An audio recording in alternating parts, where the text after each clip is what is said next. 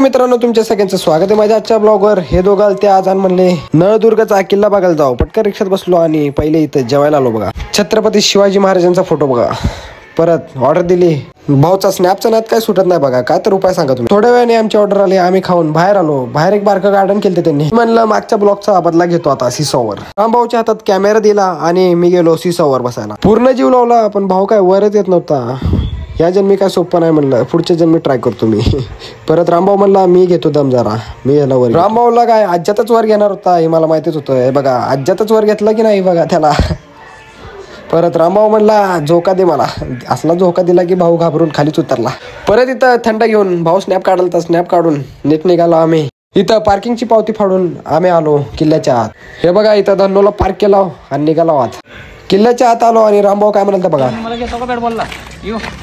मी म्हणलं नंतर खेळू बॅट बॉल। या बोर्डवर माहिती वाचून आम्ही गेलो सगळ्यात मोठा तोप बघायला।